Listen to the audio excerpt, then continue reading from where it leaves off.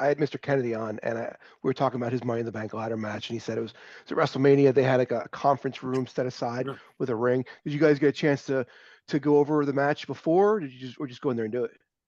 I think we we went, like, Jamie Noble was our agent for that, I think, and Jamie was awesome. And like we excuse me, got together at a house show, I think, put our heads together, and then okay, that's it. Let's rock and roll. So that was pretty much what it was.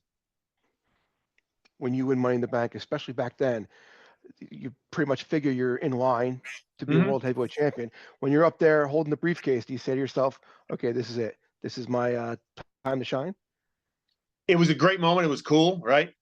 It was nice. And, I soaked it in and everything. But I was like, okay, what are we doing tomorrow? Because whatever this was, like, mission accomplished. Like, so in the moment, I'm going, this is the best thing ever. Yes, we got the crowd. They're perfect. Okay. And then by the time I was going down the ladder, all right, we got TV tomorrow. Like, it's time we got to follow this up. And that's it. That's kind of just how my brain works. Do you have to actually travel with the briefcase? Oh yeah, it was horrible. How long did you have it for?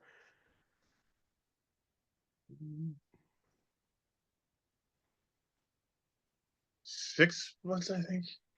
So you're going through the airport with a big metal Money in the Bank briefcase for 6 months. Yeah, it was horrible. Yep. It was rotten. Did they pitch any other cash-ins before you actually cashed in? They say, maybe next week we're going to do this? No? No, again, because I was always of the philosophy, like, and I was friendly with everybody, and of course you hear rumblings of this or that, but like in terms of like trying to go and, kiss up, so to speak, that was just not my deal. Like, my job was to go out there and produce, and all I can control is how the fans feel about me. So that was like, that's all any of us can control. So that's why I just kind of did the deal.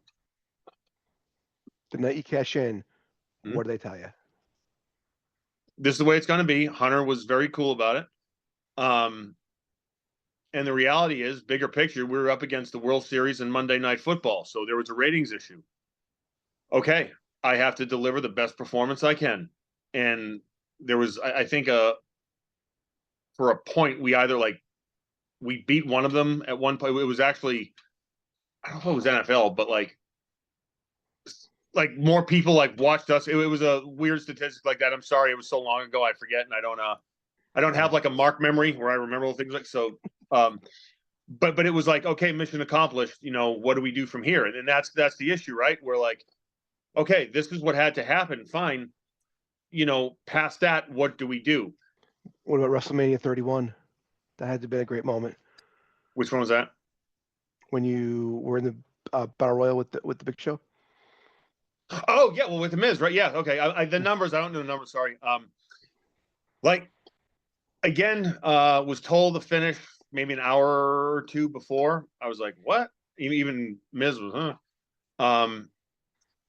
show let us put together the whole thing, how we're going to do it. So we did it. And again, that was one of those, like, having that come to Jesus moment on pay-per-view, which is not the best place to have one, but I did. And it was like, you know what? Like, this is all authentic. And like, I did this. They gave me the platform to do it, but they certainly didn't give me any help. And when you get a Emmy-winning ovation, right? Like that's the crowd giving me the title, because they gave me, and then they did every single night too, right? Like the house, like their authentic like energy, whatever, right? They were giving that to me. And it was just because of like what Miz and I were able to do, right? Because no one ever performs alone, right? But like the character of who I was playing, and that I came up with, because I was bored on Raw. And that's the cool stuff. Like, that's the stuff that, yes, it would have been nice to have the world title. And like, it bothered me for a while, right? And I've had my own kind of journey to realize it's like, whatever, who cares? But that real, authentic, where I didn't have to politic to get it. I didn't stab anybody in the back to get it. I didn't step on anybody. I did nothing but go out there and perform to the best of my ability and give the audience everything I had. They recognized it, they appreciated it. And that's weird because to this day, like, I took a couple years out of the business, and then when I got back in NWA, it's like they just welcomed me again. I was like, oh, okay. And through working, again, like the question mark, that whole thing, and NWA, who, God rest his soul, that got me to appreciate the business again. And it got me to not take for granted what I had. And I never took the fans for granted, ever. But I took, like, I didn't give my relationship with the fans enough credit, if that makes sense, right? Like, I always, they're the reason. I've never refused an autograph, a picture. They're the reason I'm here. But, like, I always felt it's weird. Like, I have something special with them, Like, yes, the NWA is now on the CW app, and CW app is free to download. NWA, we're an alternative wrestling product, and the operative word there is wrestling. I think y'all know what I mean. And if you don't, go over there and check it out. And if you do know what I mean, then that's all the reason to go and check it out. So,